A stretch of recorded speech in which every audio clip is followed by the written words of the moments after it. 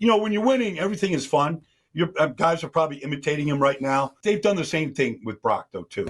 When he came out of nowhere and played at the level that he did. I would say that, and there's such a young team. It's especially on defense right now with all the youth that they're playing. I would say that they got to be very encouraged by the overall quarterback play of the position, regardless of who's in there right now. We had an emergency, Baldy, on Friday after the Niners win on Thursday, so we have had a couple days to marinate on Week 5. And Baldy, we were just talking about it, and we'll bring you into the conversation right now. I know the talk of the league right now is what the Danny Dimes, the Indiana Jones, Shane Steichen, and the Colts are doing, and rightfully so. But I think right there, what the Niners have been able to do, overcoming these injuries, and what Mac Jones has been able to do, being 3-0 as a backup, it is one of the best stories early on here in the National Football League. Oh, for sure. To be 4-1 right now with the injuries and the laundry list and how big it is, to have a rookie left guard in there that nobody talks about, and the rookies on defense that, made unbelievable plays, like Alfred Collins, basically securing a victory on Thursday night. Yeah, I mean, it's player development. It's because it's never just the next guy up, because there's always a drop-off when you go from an all-pro. You go from George Kittle to Jake Tonga. There's a drop-off, all right? But when you don't notice it, when you still are able to drive the ball and still be able to move the ball, like it's great coaching. And, you're going to see a team in Tampa that is a result of good coaching. They finally are getting a little healthier in the offensive line right now. But, the Dallas Cowboys won a game the other day. They've got 4 backups on the offensive line. The running back had his best day in 2 years. The quarterback can be the MVP of the league. I mean, coaching is the difference in this whole business. Yeah, there's no doubt about it. And I feel like Kyle's been excellent as well for himself this year. And I'm looking at the quarterback spot. And, Baldy, I'll just take you right into it. So, I'm watching all these games, and I started doing a deep dive on win streaks. The Niners didn't even win consecutive games last year.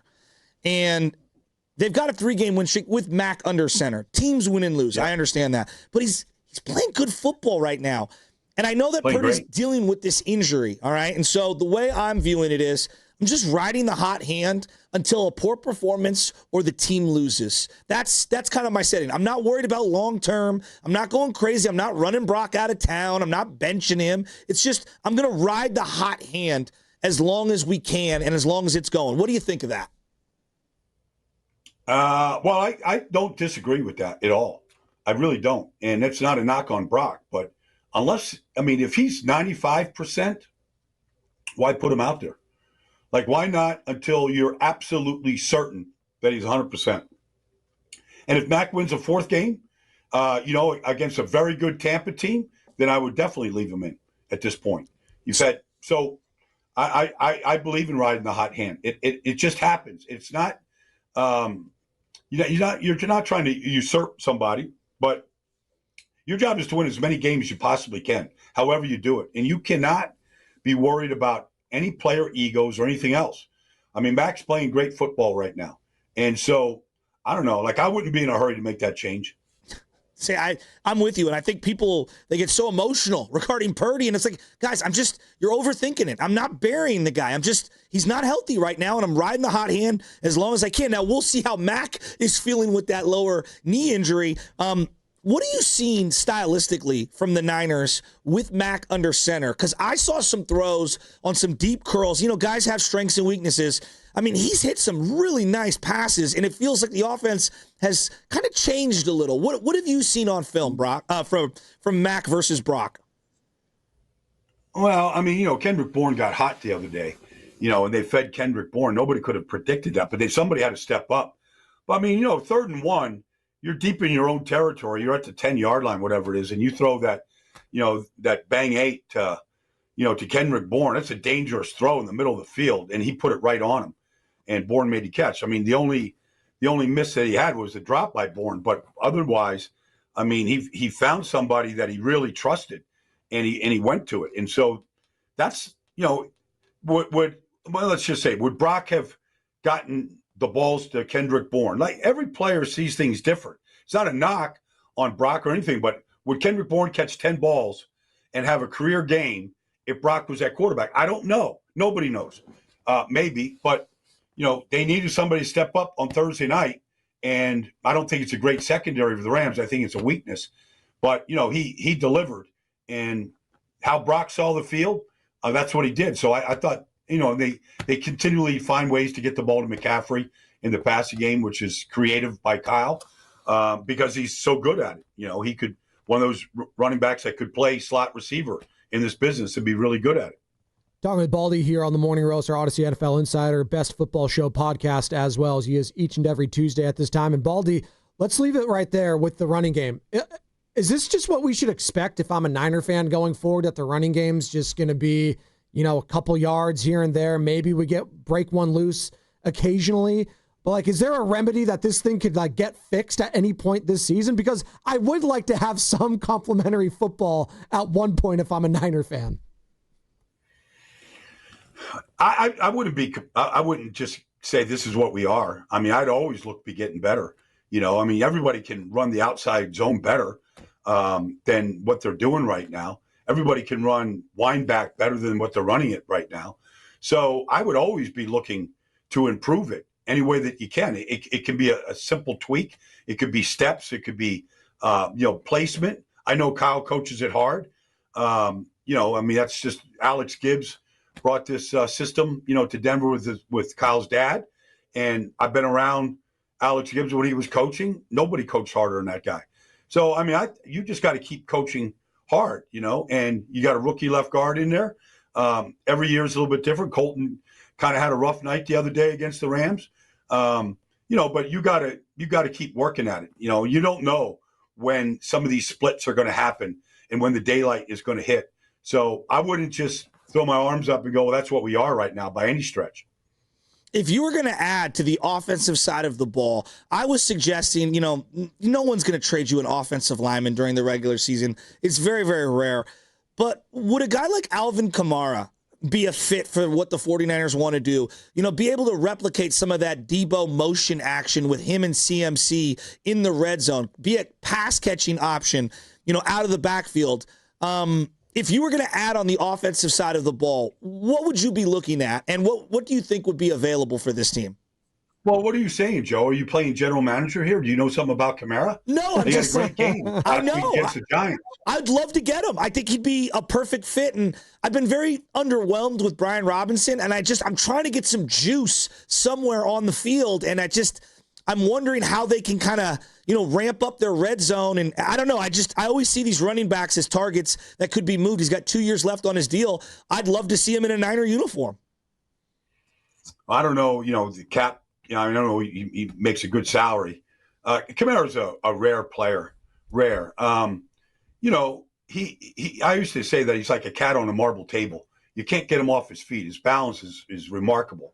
But, if you had a way to get AK-41 into that lineup, you find a way to get both him and McCaffrey on the field together. And because both of them can play in the slot, both of them are excellent route runners. Sean Payton ran a two-man game to the weak side with Michael Thomas and Alvin Kamara. He'd go right down the field feeding those two guys. Kyle knows that. Would he be a good fit? He'd be an awesome fit. He's playing good football right now. Talking about Baldy here on the Morning Roast, and big one this week, Baldy, against Tampa, obviously. And the guy on that other sideline, Baker Mayfield, has been unbelievable, right? Like one of the great stories these last few years. Left for dead out in Carolina, gets his mind right with Sean McVay and the Rams, coming back now and taking over for Tom Brady, of all people, in Tampa Bay. Just one of the great stories. And I look at Mac Jones right now, and I'm not saying he's on the level because Baker's been doing it as a starter, and we're just riding the hot hand that is Mac Jones. What does Mac do, though, on this offense, Baldy? And I'm not trying to degrade Brock, and I'm not telling you to do that, but are there things that Mac is able to do within this offense that Brock just might not be able to do with his skill set? Well, I think both of them see the field really well and get the ball out of their hands. None of them can do what Baker does because Baker is just so electric. It's just extending plays. Nobody really plays the game quite like Baker. And then he's always had unbelievable touch on a deep ball, but he's got a rookie receiver that could easily be the rookie of the year in Igbuka, right? Nobody runs routes like him. He reminds me a lot of Ayuk, when he had a great year, just his route running. It's even smoother and more. It's even smoother than Ayuk at his best. But Mac Jones, he gets the ball out of his hands. They don't take a lot of negative plays with him. He sees it quickly and he strikes quickly. And he's been very, very accurate with the ball, and more than just enough arm to be able to make the throws that you got to be able to make. So he's been impressive. I mean, look, Baker last year was one of only 10 quarterbacks in the history of this whole game in 105 years to throw for over 40 touchdowns and over 4,500 yards. And he's probably he could be on a similar path this year with no Mike Evans, with all the injuries they've had at the receiver position, Jalen McMillan. But he'll throw to Cade Otton, he'll throw to Igbuka, like he'll throw to Tez. Tez last week, Tez Johnson had an unbelievable game. Like whoever's out there, he's going to throw it to him. Like he's a dynamic player right now. I mean, how do the Niners heat him up right now? Like Stafford had all day, and it felt like they were cooking Stout on the inside, and they had to go to Lucas. And I guess Stout hurt his ankle. I'm not really sure, but. I mean, how does this secondary stay with these wide receivers if we can't get any pass rush generated here? I'm very worried about this matchup, and I guess we're lucky that Bucky Irvin looks like he's not going to be able to suit up in this one. I think this is a tough matchup for the defense. It's tough. I mean, they had 4 starters on their offensive line out for the first two of the first 3 games. The left tackle's back, Tristan Wirfs. He's the best. He's the best in the business right now. The playbook just opens up with him. You look at the game-winning touchdown. It's toss crack. There goes Tristan pulling and leading away. So now you got an elite center, in Graham Barton. You got an elite left tackle, solid left guard. I mean, you got some weakness on the right side, backups at Charlie Heck and the young right guard right now. I mean. But Charlie Heck played really good. But, if I'm going to get to Baker, I don't think I'm going to beat Tristan Wirfs. Like, nobody came close in Seattle beating them last week. They took care of Leonard Williams inside. But I would say that if you're going to make some money, if you're going to win some one-on-ones, I'd go over the right guard, right tackle right now and put, Bryce Huff over there, put Michael, put your best over there and let them go to work. How are the young guys for the Niners defense in the back end? D. Winters, it looked like he had a rough night. It looked like Marquise Siegel, although in position, couldn't really locate the ball. I referenced Upton Stout, Renardo Green. How are those young guys looking right now in open space? Well, I thought Green played well. I mean, I can't go back and recall like every single, pass defense or, route that he covered. But I thought Renardo has played really well.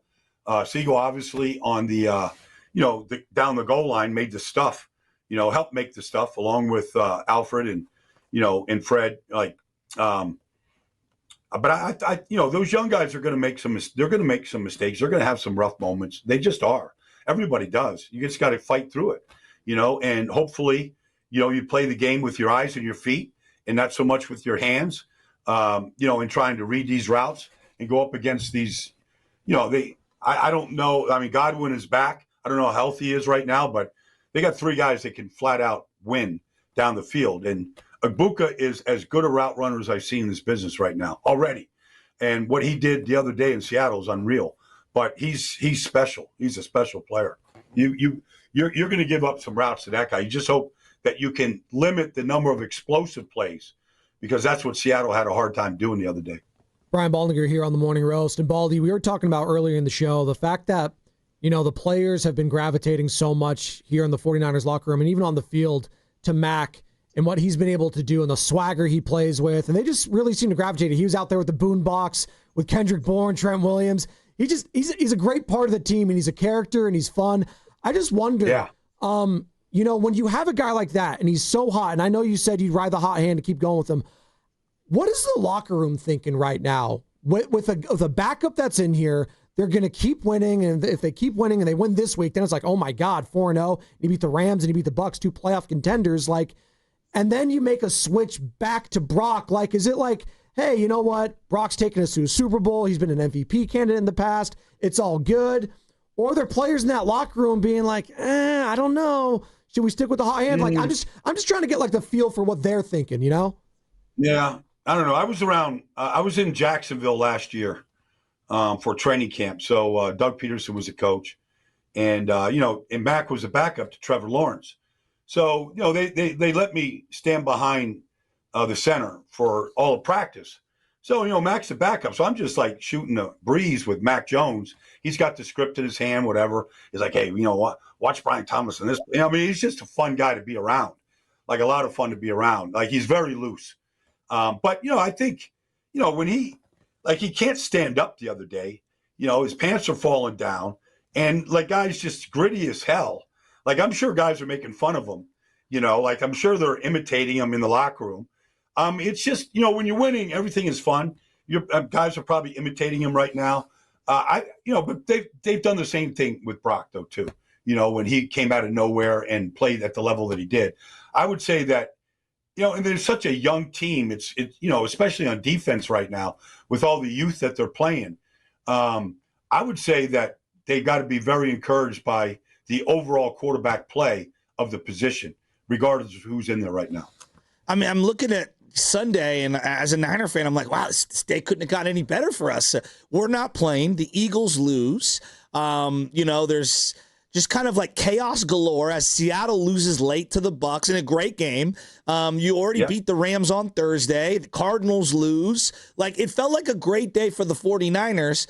Then we look ahead to this weekend. How big of a matchup is this? I mean, obviously, we're only 5 weeks in. This will be week 6. How big is this matchup, though, for the 49ers? Is this one of those litmus test type of games?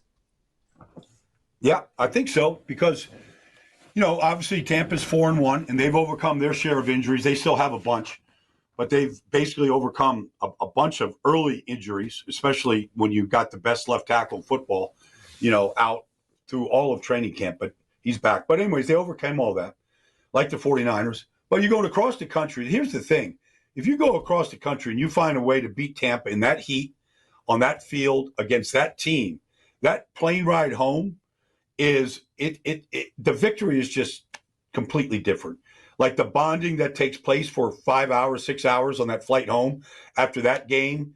I mean, all of a sudden the rookies feel like they're a real big part of this thing.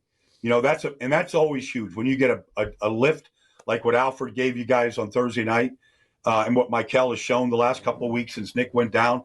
Like that's all of a sudden they kind of grow up quicker.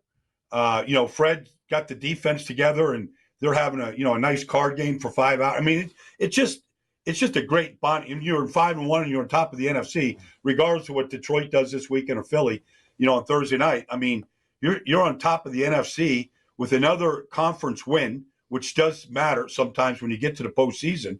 But you get to 5 wins in the first 6 weeks. You're halfway to 10 wins.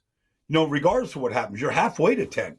And you've done that with a backup quarterback and the receivers on the shelf and no Kittle. I mean, it's impressive, and it'd be a feel good ride home. I know that.